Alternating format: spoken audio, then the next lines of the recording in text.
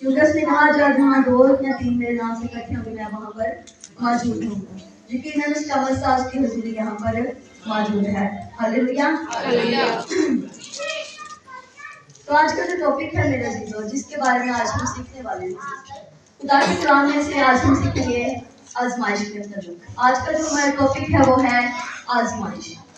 تو ہم اپنی ہدایت و رہنمائی کے لیے دیکھیں گے یعقوب کا خط اس کا پہلا باب اور اس کی 3 آیت.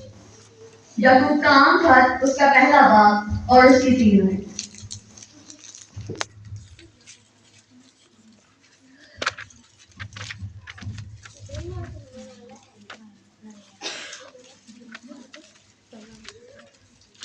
خدا کے کلام میں یوں لکھا ہے تو اس کو یہ جان کر تمہاری خوشی کی بات سمجھنا تمہارے ایمان کی آزمائش صبر پیدا کرتی ہے. خدا کے کلام کے پڑھے اور سنے جانے پر خدا کی تمجید و خدا کا شکر ہو. سب کہیں گے آمین. اگر ہم میرے عزیزو آزمائش کا مطلب دیکھیں تو آزمائش کا مطلب ہے امتحان، جانچ پرکھ، وہ تیل وہ کام جو تجربہ کرنے کے لیے یا کسی کو آزمانے کے لیے کیا جاتا ہے. انگلش میں اسے ٹیمپٹیشن کہتے ہیں. آزمائش ہماری زندگی میں کیوں آتی ہے؟ آج کا جو ہمارا کلام ہے اس کے 4 ٹاپک ہوں گے. پہلا ٹاپک یہ ہے کہ آزمائش انسان پر کیوں آتی ہے. دوسرا ٹاپک یہ ہے کہ ہمیں کون آزمائش میں سے نکال سکتا ہے. اور چوتھا ٹاپک اور تیسرا ٹاپک جو ہے وہ یہ ہے کہ ہم آزمائش میں کس طرح سے نہیں پڑھ سکتے. اور چوتھا ٹاپک یہ ہے کہ ہم آزمائش پر کس طرح سے فتح پا سکتے ہیں. ہاللیلویا. سو میرے عزیزو جیسے کہ ہم نے خدا کے کلام میں سے پڑھا ہے اگر ہم دوسری آیت سے پڑھیں تو لکھا ہے اے میرے بھائیو جب تم طرح کی آزمائشوں میں پڑھو تو اس کو یہ جان کر تمہاری خوشی کی بات سمجھنا کہ تمہارے ایمان کی آزمائش صبر پیدا کرتی ہے. یہاں پر ہم نے میرے عزیزو کیا پڑھا ہے؟ ہماری آزمائش کس طرح سے ہوتی ہے؟ ہمارے ایمان کی آزمائش ہوتی ہے. اور آزمائش کیا پیدا کرتی ہے؟ انسان میں صبر پیدا کرتی ہے. اگر ہم اس خط میں دیکھیں تو میرے عزیزو یہ جو خط ہے یہ یعقوب کا خط ہے. لیکن یہ خط جو ہے یعقوب جو یسوع مسیح کا شاگرد ہے اس نے نہیں لکھا. یہ خط لکھا ہے یسوع مسیح کے بھائی نے. کیونکہ اگر ہم خدا کے کلام میں دیکھیں تو یسوع مسیح کے بھائیوں کے بارے میں ذکر ہے جو یوسف اور مریم کے بیٹے تھے. اور یسوع مسیح کے جو بھائی تھے وہ 4 بھائی تھے.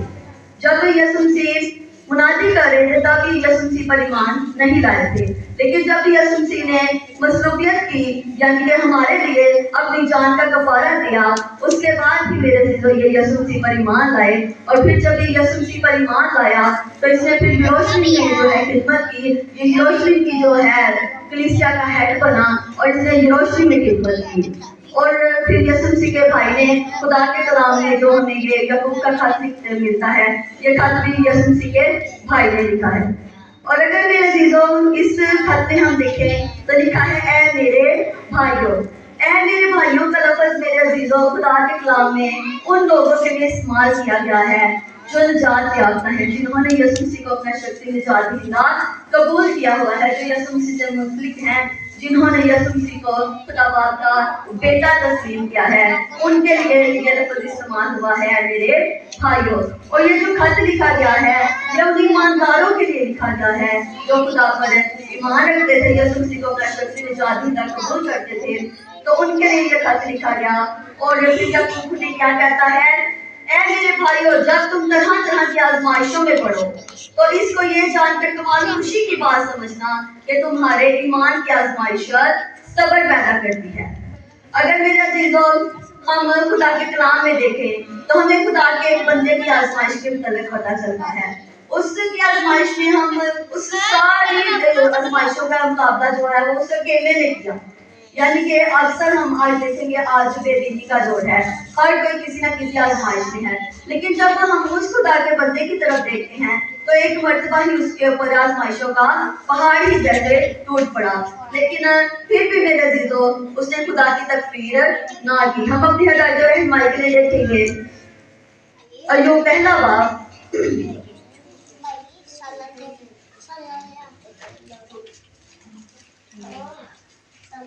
ایوب پہلا باب اس کی پہلی آیت ہم دیکھیں گے۔ اوس کی سرزمین میں ایوب نام ایک شخص تھا۔ وہ شخص کامل اور راست باز تھا اور خدا سے ڈرتا اور بدی سے دور رہتا تھا۔ اس کے ہاں 7 بیٹے اور 3 بیٹیاں پیدا ہوئیں۔ اس کے پاس 7,000 بھیڑیں اور 3,000 اونٹ اور 500 جوڑی بیل اور 500 گدیاں اور بہت سے نوکر چاکر تھے، ایسا کہ اہل مشرق میں وہ سب سے بڑا آدمی تھا۔ یہاں پر بھی خدا کے بندہ ایوب نبی کے بارے میں آج ہم سیکھیں گے، دیکھیں گے کہ اس کی زندگی میں کتنی آزمائشیں آئیں، کیا کچھ اس کے ساتھ ہوا اور کیا مقصد تھا ابلیس کا اس سے کروانے کا۔ یہاں پر ہم نے دیکھا کہ ایوب اوس کی سرزمین کا رہنے والا تھا۔ وہ کامل، راست باز اور خدا سے ڈرنے والا اور بدی سے دور رہنے والا تھا۔ اب دیکھیں اس میں کوئی خدا نہیں تھی۔ وہ خدا سے کیا کرتا تھا؟ وہ کامل انسان بھی تھا، وہ راست باز بھی تھا، وہ خدا سے ڈرتا بھی تھا اور بدی سے دور بھی رہتا تھا۔ لیکن پھر بھی اس کے اوپر آزمائش کیوں آئی؟ اگر میرا عزیزو دیکھیں، جیسے کہ ہم نے پہلے پڑھا ہے کہ ہماری ایمان کی آزمائش صبر پیدا کرتی ہے۔ ایوب کے ایمان کی آزمائش ہوئی تھی، اسی وجہ سے چاہے وہ راست باز تھا، چاہے وہ کامل تھا، چاہے وہ خدا سے ڈرتا اور بدی سے دور رہتا تھا، پھر بھی اس کے اوپر آزمائش آئی۔ اگر ہم دیکھیں میرا عزیزو، آگے ساری اسٹوری کا ہم مطالعہ کریں گے کہ جب ہم دیکھتے ہیں ایوب کی زندگی میں تو پھر آگے لکھا ہے اس کے بیٹے ایک دوسرے کے گھر جایا کرتے تھے اور ہر ایک اپنے دن پر ضیافت کرتا تھا اور اپنے ساتھ کھانے پینے کو اپنی تینوں بہنوں کو بلوا بھیجتے تھے۔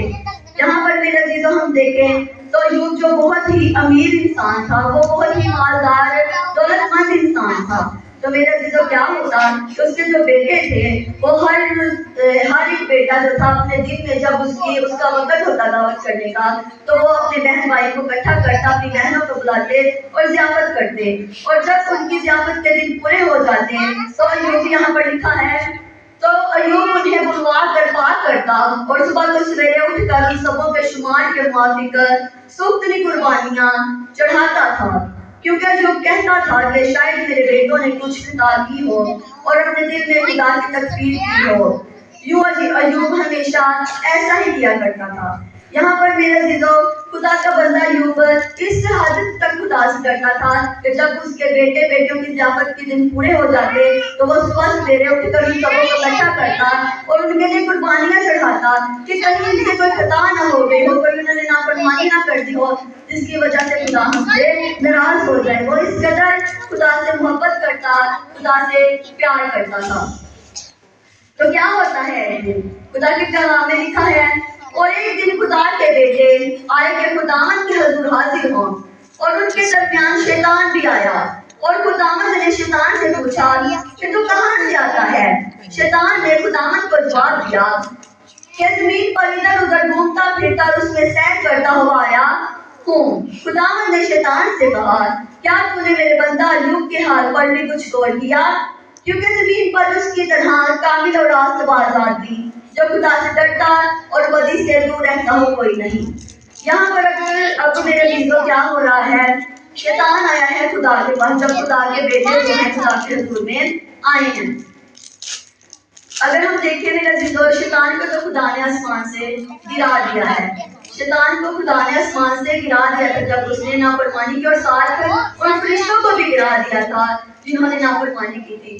تو یہ جو ہے پھر وہ خدا کے پاس کس طرح سے گیا؟ میرے عزیزو اگر ہم خدا کے کلام کے مطابق دیکھیں تو ہمیں 3 آسمانوں کا ذکر ملتا ہے۔ ایک آسمان یہ جو ہمیں نظر آتا ہے، اس سے اوپر ایک آسمان ہے، اور جو تیسرا آسمان ہے وہاں پر خدا باپ ہے، اور یہ جہاں ملاقات ہو رہی ہے خدا کے ساتھ شیطان کی وہ دوسرے آسمان پر ہو رہی ہے، کیونکہ ہم دیکھیں کہ شیطان جب گرایا گیا تو وہ پھر خدا کے پاس سب سے اوپر والے آسمان پر، تیسرے آسمان پر نہیں جا سکتا کیونکہ وہ خدا نے اسے گرایا ہوا ہے۔ اور یہ جو ملاقات ہو رہی ہے یہ دوسرے آسمان پر ہو رہی ہے، اور اس ملاقات میں شیطان کیا کہہ رہا ہے کہ زمین پر ادھر ادھر گھومتا پھرتا اس میں سیر کرتا ہوا آیا ہوں۔ یہاں پر ہمیں یہ بھی بات ملتی ہے میرے عزیزوں کہ شیطان ہر وقت کسی جگہ پر موجود نہیں ہوتا، وہ ادھر ادھر گھومتا پھرتا اور سیر کرتا رہتا ہے۔ اور اگر ہم دیکھیں تو اس کے جو کارندے ہیں، جو فرشتے اس کے ساتھ گرائے گئے تھے، وہ ہر جگہ پر انسانوں کو تنگ کرتے ہیں، پریشان کرتے ہیں، لیکن جو ابلیس ہے وہ ہر جگہ پر موجود نہیں ہو سکتا، خدا ہر جگہ پر موجود ہوتا ہے۔ ہاللیلویہ۔ اور اب کیا بات ہو رہی ہے؟ تو اب ایوب کے بارے میں کیا ہو رہا ہے؟ خدا قادر مطلق آسمان اور زمین کو بنانے والا خدا جو ہے وہ ایوب کے بارے میں کیا کہہ رہا ہے؟ وہ کہہ رہا ہے خداوند نے شیطان سے کہا کیا تم نے میرے بندہ ایوب کے حال پر بھی کچھ غور کیا ہے؟ کیونکہ زمین پر اس کی طرح کامل اور راست باز آدمی جو خدا سے ڈرتا اور بدی سے دور رہتا ہو کوئی نہیں۔ یہاں پر اب خدا قادر مطلق آسمان اور زمین کو بنانے والا خدا ایوب کے بارے میں کہہ رہا ہے کہ میرے بندے پر جو تم نے کچھ حال کیا ہے وہ اتنا راست باز ہے، وہ بدی سے دور رہتا ہے، وہ کامل انسان ہے، وہ مجھ سے ڈرتا ہے۔ اب شیطان کیا کہہ رہا ہے؟ شیطان نے خداوند کو جواب دیا کیا لوگ یوں ہی خدا سے ڈرتا ہے؟ کیا تم نے اس کے اور اس کے گھر کے گرد اور جو کچھ اس کا ہے اس سب کے گرد چاروں طرف باڑ نہیں بنائی ہے؟ تو نے اس کے ہاتھ کے کام میں برکت بخشی ہے اور اس کے گلے ملک میں بڑھ گئے ہیں، اور تو ذرا اپنا ہاتھ بڑھا کر جو کچھ اس کا ہے اسے چھو ہی دے تو کیا وہ تیرے منہ پر تیری تکفیر نہ کرے گا؟ اب شیطان کہہ رہا ہے کہ خدا تم نے اس کی زندگی میں بہت ساری برکتیں نیز رکھی ہیں، تم نے اسے گھیرا ہے، سنبھالا ہے، برکت بخشی ہے، اس لیے وہ تجھے کر رہا ہے، تیری بندگی کر رہا ہے۔ اگر تو اس سے یہ سب کچھ لے لے، اپنی باڑ ہٹا لے، اس کا مال دولت جاتا رہے، تو خدا ان کو تیرے منہ پر تیری تکفیر کر دے گا۔ تو اب خدا کیا کہہ رہا ہے؟ خداوند نے کہا، خداوند نے شیطان سے کہا دیکھ اس کا سب کچھ تیرے اختیار میں ہے، صرف اس کو ہاتھ نہ لگانا۔ تب شیطان خداوند کے سامنے سے چلا گیا۔ اب شیطان نے خداوند سے کیا کہا ہے؟ خداوند تو نے اسے گھیرا ہے، سنبھالا ہے، اس کے مال و دولت کی طرف تو نے اپنی باڑ لگائی ہے، تو نے اسے سکھ دیا ہے، اسی وجہ سے تو نے اسے سکھ دیا ہے، اسی وجہ سے وہ تیری بندگی کرتا ہے۔ اگر تو اس سے سب کچھ لے لے گا تو وہ تیری بندگی نہیں کرے گا، تیرے منہ پر تیری تکفیر کر دے گا۔ تو خداوند نے کیا کہا؟ خداوند نے کہا ٹھیک ہے، اس کا سب کچھ تیرے اختیار میں ہے، بس اس سے کچھ نہ کرے۔ تب کیا ہوتا ہے آگے ہم دیکھیں گے۔ اور ایک دن جب اس کے بیٹے اور بیٹیاں اپنے بڑے بھائی کے گھر میں کھانا کھا رہے اور مے نوشی کر رہے تھے، تو ایک قاصد نے ایوب کے پاس آ کر کہا کہ بیل ہل میں جتے تھے اور گدھے ان کے پاس چل رہے تھے کہ صبح کے لوگ ان پر ٹوٹ پڑے اور انہیں لے گئے اور نوکروں کو تحقیق کیا اور وقت میں ہی اکیلا بچ نکلا کہ تجھے خبر دوں۔ وہ بھی یہ کہہ نہیں رہا تھا کہ ایک اور بھی آ کر کہنے لگا کہ خداوند کی آگ آسمان سے نازل ہوئی اور بھیڑوں اور نوکروں کو جلا کر ختم کر دیا اور وقت میں ہی اکیلا بچ نکلا کہ تجھے خبر دوں۔ وہ بھی یہ کہہ نہیں رہا تھا کہ ایک اور بھی آ کر کہنے لگا کہ کشتی تین گول ہو کر اونٹوں پر آ گرے اور انہیں لے گئے اور نوکروں کو تحقیق کیا اور وقت میں ہی اکیلا بچ نکلا کہ تجھے خبر دوں۔ وہ بھی یہ کہہ نہیں رہا تھا کہ ایک اور بھی آ کر کہنے لگا کہ میرے بیٹے بیٹیاں اپنے بڑے بھائی کے گھر میں کھانا کھا رہے اور میں روشنی کر رہے تھے، اور دیکھ بیابان سے ایک بڑی آندھی چلی اور اس گھر کے چاروں کونوں پر ایسے زور سے ٹکرائی کہ وہ ان جوانوں پر گر پڑا اور وہ مر گئے اور وقت میں ہی اکیلا بچ نکلا کہ تجھے خبر دوں۔ اب دیکھیے میرے عزیزو، جب ہم نے پہلے دیکھا ہے تو خدا نے اسے 10 بیٹے بیٹیاں دیے، مالنے کی نعمت دیا۔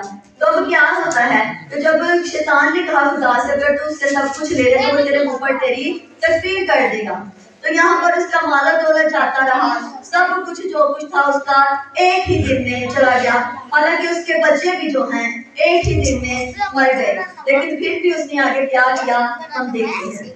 تب ایوب نے اٹھ کر اپنا پران چاک لیا اور سر مڈایا اور زمین پر گر کر سجدہ کیا اور کہا ننگا میں اپنی ماں کے پیٹ سے نکلا اور ننگا ہی واپس جاؤں گا، خداوند نے دیا اور خداوند نے لے لیا، خداوند کا نام مبارک ہو۔ ہاللیلویہ۔ یہاں پر میرے عزیزو ہم خدا کے بندہ ایوب کی طرف دیکھتے ہیں جس کا ایک ہی دن میں سب کچھ چلا گیا۔ اس نے پتہ نہیں کتنے سالوں سے سب کچھ بنایا تھا، لیکن سب جو ہے اس کا ایک سال میں چلا گیا، ایک دن میں چلا گیا، اور اس کے بیٹے بیٹیاں بھی ایک ہی دن میں ہلاک ہو گئے، لیکن اس نے کیا کیا؟ اس نے اور سر اٹھایا اور زمین پر گر کر سجدہ کیا، اس نے خدا کو پھر بھی سجدہ کیا، اس نے خدا کی تکبیر نہ کی، اس نے کہا ننگا میں اپنی ماں کے پیٹ سے نکلا اور ننگا ہی واپس جاؤں گا، خداوند نے دیا، خداوند نے لے لیا، خداوند کا نام مبارک ہو۔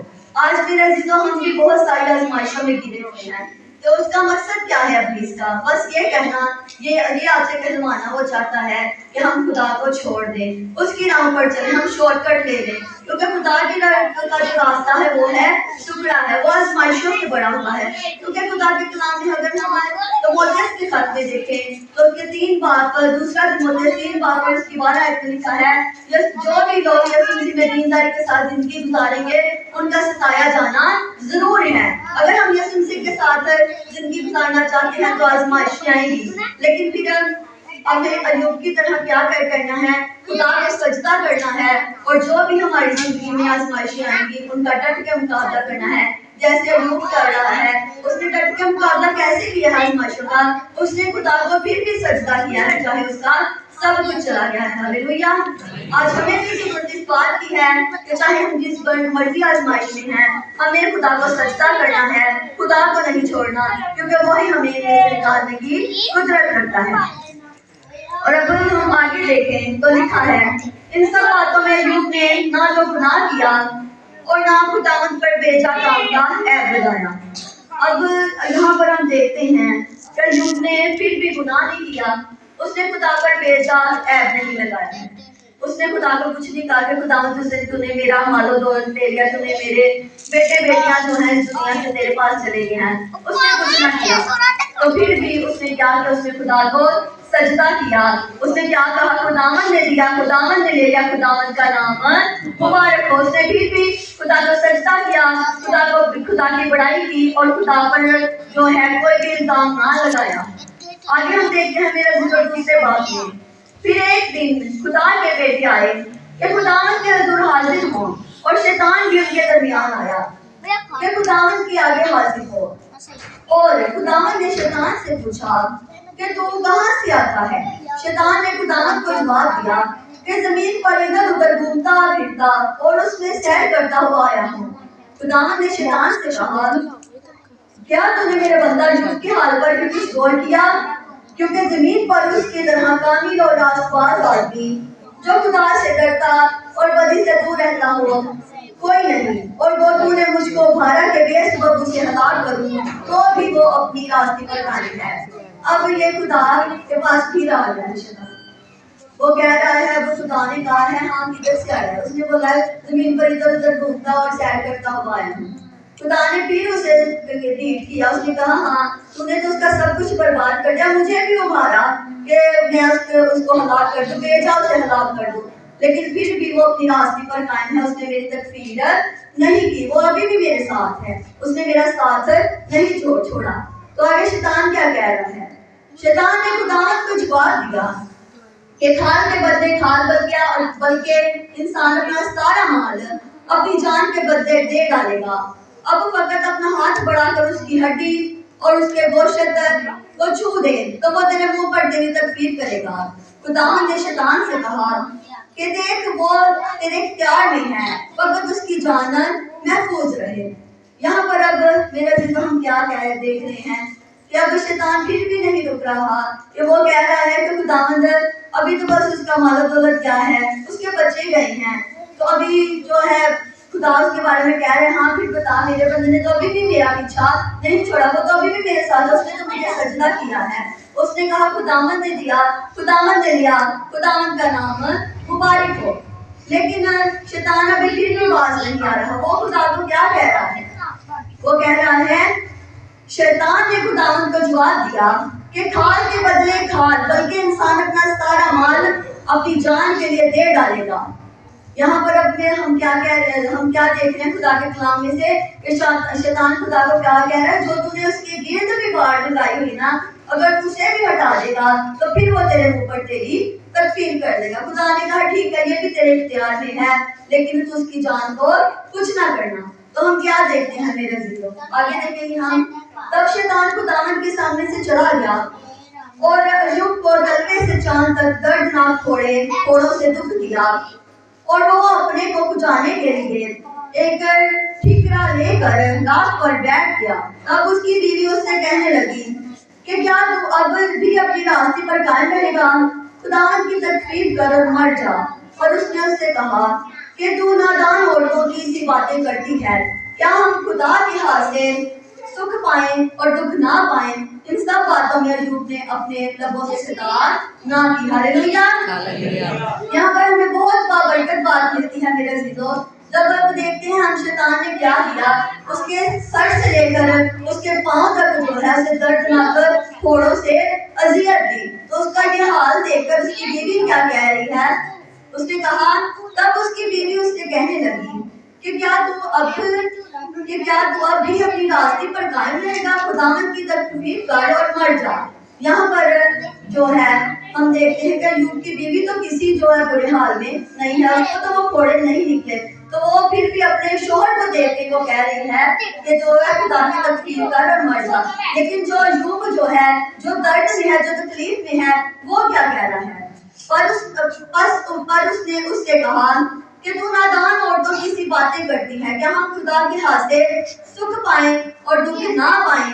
کیا ہم دیکھتے ہیں میرے عزیزوں، یہاں پر ایک بہت ہی بابرکت بات ہمیں ملتی ہے میرے عزیزوں، جو ایک دل کو چھو دینے والی بات ہے۔ ایوب نے کیا کہا؟ ان پھوڑوں کے ساتھ، ان سارے دکھوں کے ساتھ جو اس کے 10 بیٹے بیٹیاں چلے گئے، اور جب اس کا مال و دولت چلا گیا، اس کا جسم جو ہے اتنی تکلیف میں ہے، دردناک پھوڑوں میں ہے، تو وہ کیا کہہ رہا ہے؟ کیا ہم خدا کے ہاتھ سے سکھ پائیں اور دکھ نہ پائیں؟ ہاللیلویا۔ یہ بات بہت ہی میرے عزیزوں دل کو چھو دینے والی ہے، بہت تسلی دینے والی ہے کہ جو ہے ہم آج کسی بھی پریشانی میں ہیں، ہمیں بھی یہی کہنا چاہیے کہ ہم خدا کے ہاتھ سے سکھ پائیں اور دکھ نہ پائیں۔ ہمیں ہر ایک بات کے لیے تیار رہنا ہے، چاہے وہ سکھ ہو چاہے وہ دکھ ہو، ہمیں خدا کے ساتھ چلنا ہے۔ ہاللیلویا۔ اگر ہم میرے عزیزوں دیکھیں ایوب 42 باب میں ہم دیکھیں گے، ایوب 42 باب میں ہم دیکھیں گے 10 آیت سے، اور خداوند نے ایوب کی اسیری کو جب اس نے اپنے دوستوں کے لیے دعا کی بدل دیا، اور خداوند نے ایوب کو جتنا اس کے پاس پہلے تھا اس کا 2 چن دیا۔ ہاللیلویا۔ یہاں پر میرے عزیزوں جب ایوب آزمائش پر کھڑا اترا، ایوب نے سب کچھ بھی اس کا جاتا رہا، اس کی حالانکہ صحت تندرستی بھی جاتی رہی، لیکن اس نے خدا کا ساتھ نہ چھوڑا، تو پھر خدا نے بھی اسے کیا دیا؟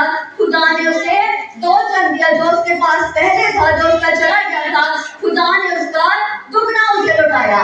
تو ہم دیکھیں یہ 42 باب کی 12 آیت میں لکھا ہے، یوں خداوند نے ایوب کے آخری ایام میں ابتدا کی نسبت زیادہ برکت بخشی، اور اس کے پاس 14,000 بھیڑ بکریاں اور 6,000 اونٹ اور 1000 جوڑی بیل اور 1000 گدیاں ہو گئیں، اور اس کے 7 بیٹے اور 3 بیٹیاں بھی ہوئیں، اور اس نے پہلی کا نام جمیمہ اور دوسری کا نام کسایا اور تیسری کا نام پرنحپوک رکھا۔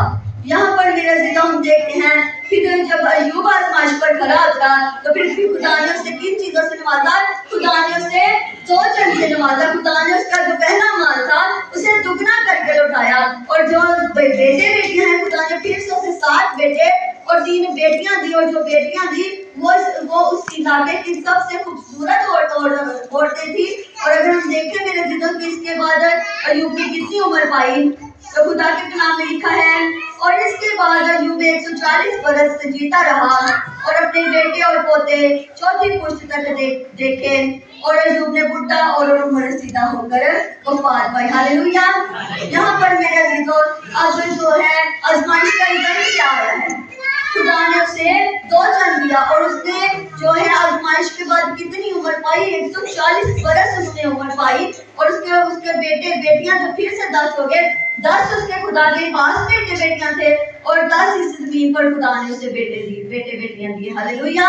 اور جو اس کے بھیڑ بکریاں تھی، پہلے جو اس کی 7,000 بھیڑیں تھی، اب وہ 14,000 ہو گئی۔ جو اس کے پاس 6,000 اونٹ تھے، اب 3,000 اونٹ تھے، وہ اب 6,000 ہو گئے، اور اس کے پاس 500 جوڑی بیل تھے، اور اب اس کے پاس کتنے ہو گئے ہیں؟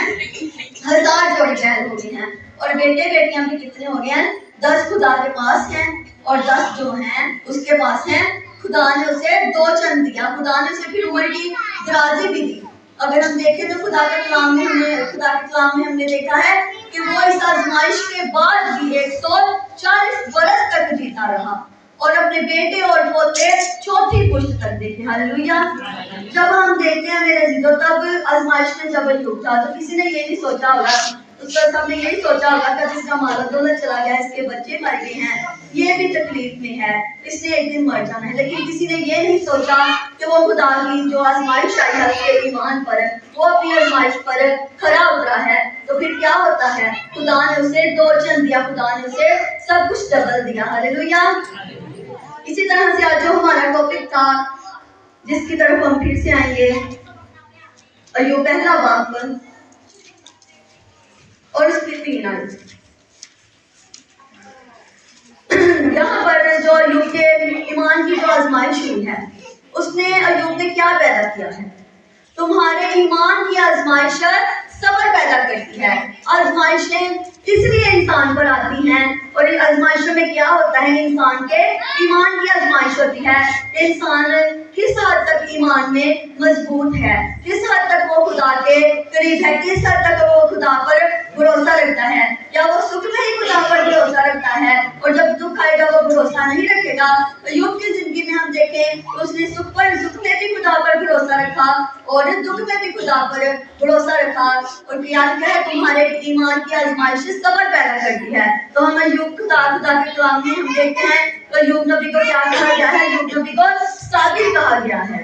تو یہاں پر خدا کا کلام جو کہہ رہا ہے آزمائش کیا پیدا کرتی ہے, صبر پیدا کرتی ہے. اور یہاں پر خدا کے کلام میں جو ہم نے دیکھا ہے ایوب نبی کی زندگی میں, تو وہ پھر ایوب صابر کہلایا. اس کی آزمائش نے اس کے اندر صبر پیدا کیا اور وہ ایوب صابر کہلایا. آگے ہم دیکھیں گے میرے عزیزو, اپنے دوسرے ٹاپک کی طرف آئیں گے کہ ہمیں آزمائش میں سے کون نکال سکتا ہے. ہم اپنی ہدایت اور رہنمائی کے لیے دیکھیں گے عبرانیوں 2:18. عبرانیوں 2:18 میں یوں لکھا ہے, کیونکہ جس صورت میں اس نے خود ہی آزمائش کی حالت میں دکھ اٹھایا تو وہ ان کی بھی مدد کر سکتا ہے جن کی آزمائش ہوتی ہے. یہاں پر میرے عزیزو خدا کے کلام میں ہم نے کیا دیکھا ہے, یہاں پر خدا کا کلام کیا کہہ رہا ہے, کیونکہ جس صورت میں اس نے خود ہی آزمائش کی حالت میں دکھ اٹھایا تو وہ ان کی بھی مدد کر سکتا ہے جن کی آزمائش ہوتی ہے. یہاں پر خدا کا کلام ہمیں بتا رہا ہے یسوع مسیح کی آزمائش کے بارے میں اگر ہم پڑھنا چاہیں تو ہم پڑھ سکتے ہیں متی کی انجیل اس کے 4 باب, لیکن ہم پڑھیں گے نہیں کیونکہ پھر زیادہ ٹائم لگ جائے گا. تو یسوع مسیح کی جب آزمائش ہوئی تو کیا ہوا, شیطان نے اسے کیا کہا, شیطان نے اس کے اوپر خدا کے کلام سے وار کیے کہ اب اپنے کہیں نیچے گرا دے تو کیا ہوگا, خدا تیرے لیے فرشتے بھیجے گا تاکہ تجھے ٹھیس نہ پہنچے. تو خدا نے کہا کہ تو یسوع مسیح نے کیا کہا, یسوع مسیح نے پھر کلام سے اسے جواب دیا. آج میرے عزیزو ہم نے بھی کیا کرنا ہے, ہم نے خدا کے کلام کو اپنے دل میں رکھنا ہے اور خدا کے خلاف گناہ نہیں کرنا. جتنا ہم خدا کے کلام کو پڑھیں گے اتنا ہم خدا میں مضبوط ہوں گے. اور کیا ہوگا, جب ہمارے اوپر آزمائشیں آئیں گی تو ہم بھی یسوع مسیح نے جس طرح خدا کے کلام سے ابلیس کا مقابلہ کیا, ہم بھی خدا کے کلام کے وسیلہ سے ابلیس کا مقابلہ کریں گے. ہاللویا. اور لکھا ہے خدا کا کلام واضح طور پر کہہ رہا ہے کہ جس طرح یسوع مسیح نے اپنی آزمائش میں دکھ اٹھایا اور وہ اس آزمائش میں سے نکلا, وہ ہماری مدد بھی کر سکتا ہے. خدا کا کلام واضح طور پر کہہ رہا ہے صرف یسوع مسیح ہمیں آزمائش میں سے نکال سکتا ہے. اور یوحنا کی انجیل میں دیکھیں تو وہاں پر لکھا ہے یسوع مسیح نے کہا راہ اور زندگی میں ہوں, دروازہ میں ہوں. کیونکہ یسوع مسیح نے کہا کہ کوئی میرے وسیلے کے بغیر باپ کے پاس بھی نہیں جا سکتا. اور کیا ہم دیکھتے ہیں یسوع مسیح نے یہ بھی کہا راہ اور زندگی میں ہوں. آج اگر ہم اپنی آزمائشوں میں ہیں میرے عزیزو تو ہمیں یسوع مسیح کے پاس جانا ہے, کیونکہ راہ وہ ہے, وہ اس آزمائش میں سے نکلنے کا دروازہ وہ ہے, راہ وہ ہے, حق وہ ہے, زندگی وہ ہے. اگر ہم زندگی چاہتے ہیں, آزمائشوں میں سے نکلنا چاہتے ہیں تو ہمیں خدا کے ساتھ ساتھ چلنا ہے. اور یہ تو ہمارا دوسرا ٹاپک ہو گیا, اور آج کے تیسرے ٹاپک کی طرف ہم جائیں گے میرے عزیزو. تو وہ یہ ہے کہ ہم کس طرح سے آزمائشوں میں نہیں پڑ سکتے. تو ہم اپنی ہدایت اور رہنمائی کے لیے دیکھیں گے پہلا پطرس 5:8. خدا کے کلام میں یوں لکھا ہے تم ہوشیار اور بیدار رہو, تمہارا مخالف ابلیس گرجنے والے شیر ببر کی طرح ڈھونڈتا پھرتا ہے کہ جس کو پھاڑ کھائے. یہاں پر میرے عزیزو خدا کا کلام کہہ رہا ہے جہاں پر آپ ویک ہوں گے, جہاں پر آپ کمزور ہوں گے وہاں پر ابلیس کو کس سے تشبیہ دی گئی ہے؟ گرجنے والے شیر ببر سے. اب وہ شیر ببر ہے نہیں، بس اس کو اس کے ساتھ تشبیہ دی گئی ہے تو وہ گرجنے والے شیر ببر کی طرح دوڑتا پھرتا ہے انسانوں کو پھاڑنے کے لیے. کہ وہ کس وقت وہ ویک ہوں گے، کس وقت وہ دعا میں کم ہوں گے، کس وقت وہ روحانی طور پر کمزور ہوں گے، ابلیس ان پر حملہ کرے، انہیں آزمائشوں میں ڈالے. لیکن آگے پھر ہم دیکھتے ہیں اپنے تیسرے ٹاپک کے مطابق کہ ہم کس طرح سے آزمائشوں سے بچ سکتے ہیں. متی کی انجیل 26 باب اس کی 44 آیت میں لکھا ہے، جاگو اور دعا کرو تاکہ آزمائش میں نہ پڑو. خدا کا کلام ہمیں بتا رہا ہے کہ یہ کون سا راستہ ہے جس سے آپ آزمائشوں میں نہیں پڑ سکتے. آزمائشوں میں سے نکلنے کا راستہ یسوع مسیح ہے، اور یہ بھی راستہ خدا کا کلام ہمیں بتا رہا ہے کہ ہم آزمائشوں میں کس طرح سے نہیں پڑیں گے. خدا کا کلام کہتا ہے جاگو اور دعا کرو تاکہ آزمائش میں نہ پڑو. اب ہم نے دیکھا ہے میرے جنوں خدا کے کلام میں کہ ہم نے کیا کرنا ہے. خدا نے بیدار رہنا ہے، جاگنا ہے اور دعا کرنی ہے. اب یہ نہیں مطلب کہ ہم نے سونا نہیں ہے، اس کا مطلب یہ ہے کہ ہم نے روحانی طور پر جاگتے رہنا ہے، خدا کو وقت دینا ہے، خدا کے ساتھ چلنا ہے. تو پھر آزمائشیں ہماری زندگی میں بہت ہی کم ہو جائیں گی، بالکل ہی نہ ہونے کے برابر ہو جائیں گی، اور آزمائشیں انسان کو تنگ پریشان نہیں کریں گی کیونکہ خدا انسان کی محافظت کرے گا. ہاللویا. اور آج کا جو ٹاپک ہے چوتھا وہ یہ ہے کہ ہم کس طرح سے جو ہے خدا کے ساتھ منسلک رہ سکتے ہیں. اگر ہم میرے دل کو دیکھیں تو اکثر لوگ یہ کہیں گے کہ جو ہے میں دعا نہیں کر سکتا، میں صبح اٹھ کر جلدی ناشتہ بنانے لگ جاتی ہوں، گھر کے کام کرنے لگ جاتی ہوں، تو میں اس وجہ سے جو ہے دعا کا ٹائم گزر جاتا ہے، میں دعا نہیں کر پاتی. کوئی بچے کہتے ہیں ہم اسکول چلے جاتے ہیں، جو کام کرتے ہیں گھر میں وہ کہتے ہیں ہم جلدی کام پر چلے جاتے ہیں، دعا کا ٹائم نہیں ملتا.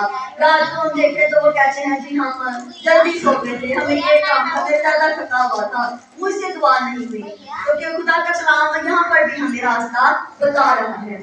خدا کے کلام میں متی کی انجیل 6 باب اس کی 13 آیت میں لکھا ہے، ہمیں آزمائش میں نہ لا بلکہ برائی سے بچا.